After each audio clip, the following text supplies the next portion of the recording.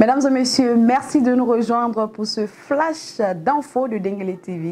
Bonsoir et bienvenue.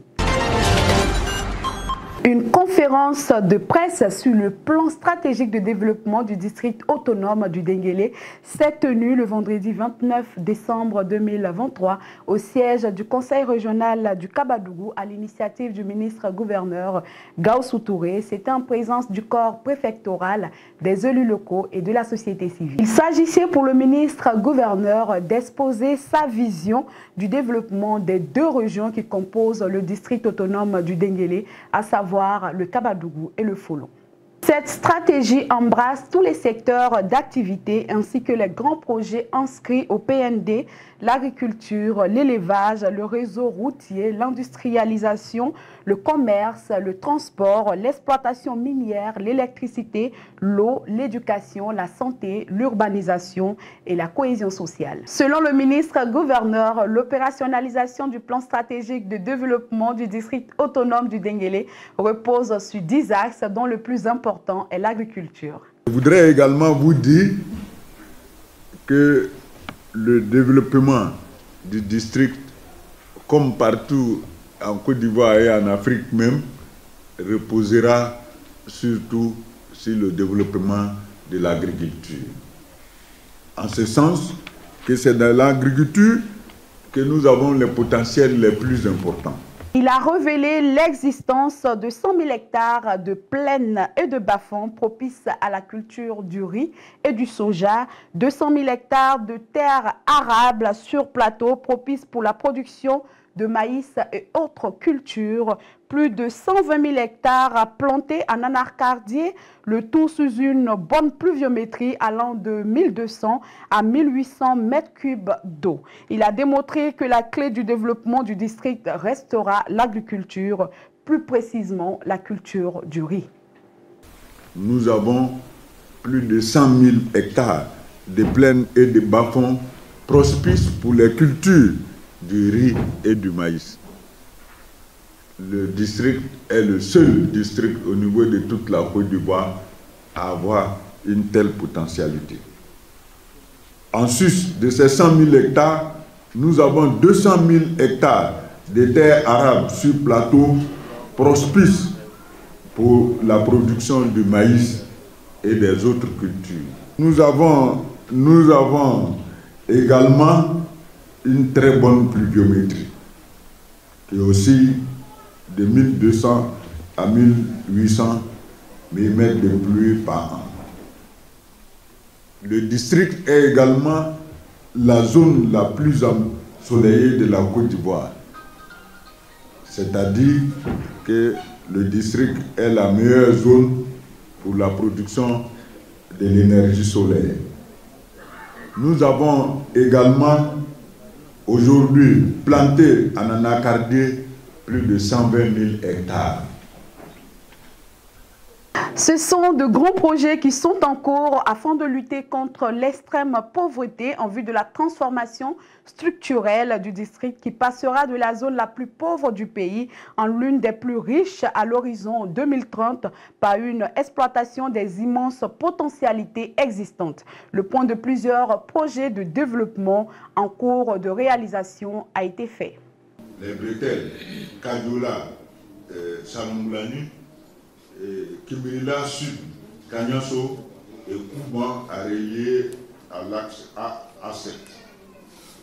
Nous avons de gros problèmes au niveau de ce projet parce que c'est le projet routier le plus important aujourd'hui pour l'ensemble du Denguélé.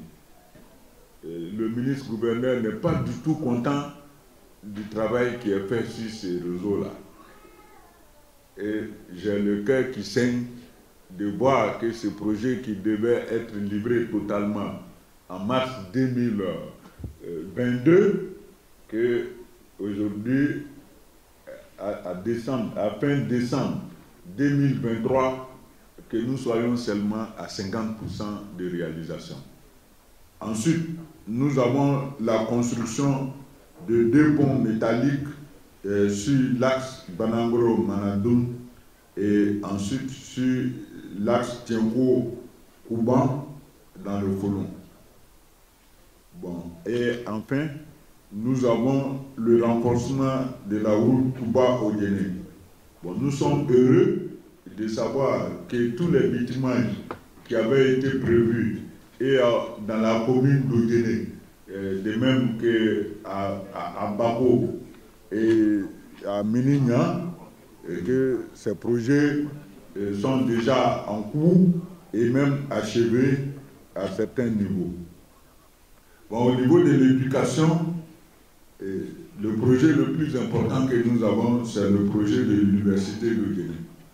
Et le projet de l'université de Guinée, je crois que le ministre même de l'enseignement supérieur l'a dit déjà à la télévision, je ne sais pas ceux qui ont suivi, parce que, bon, aujourd'hui, tout ce qui est amené de l'eau, de l'électricité, tous ces travaux-là sont déjà en cours.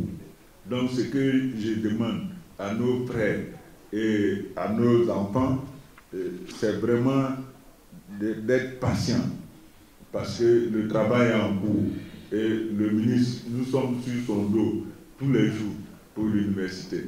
Et il a annoncé que dans les premières semaines de l'année 2024, qu'il viendra faire la pose de la première pierre et annoncer lui-même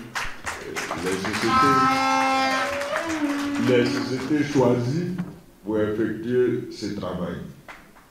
Bon, au niveau de la construction et de l'équipement du lycée d'excellence des jeunes filles avec internat, que nous appelons le lycée Adjana Binou Sissé, bon, ça aussi, les travaux ont démarré, les travaux sont en cours et nous sommes satisfaits de l'évolution des travaux. C'est pareil aussi pour le lycée professionnel de Guéléban. Nous avons aussi bénéficié du fait qu'aujourd'hui le président a demandé qu'on puisse prendre en compte dans le PND la voie triomphale, 2 fois 2 voies au niveau d'Odiéné, parce que Odiéné est la seule grande ville du Nord aujourd'hui où il n'y a pas 2 fois 2 voies. Mais il y a des problèmes au niveau de ces projets-là, parce qu'il y a beaucoup de gens qui se sont installés là où ils ne devaient pas s'installer.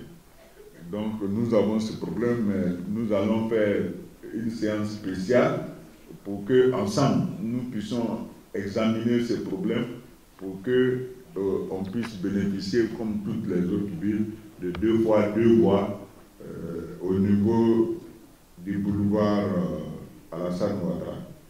Pour le ministre-gouverneur, rien ne sera possible sans la contribution des filles et fils du district du Denguélé. C'est pourquoi il réitère son appel à l'union des filles et fils du district pour le développement participatif et intégré du district autonome du Denguélé. L'objectif, selon le ministre-gouverneur, est de faire du district autonome du Denguélé le plus grand grenier céréalier et le pôle d'excellence des cultures céréalières en Côte d'Ivoire et aussi de reprendre sa place au niveau du commerce et du transport. Le ministre-gouverneur s'est dit fier de l'engagement du secteur privé pour le développement du district.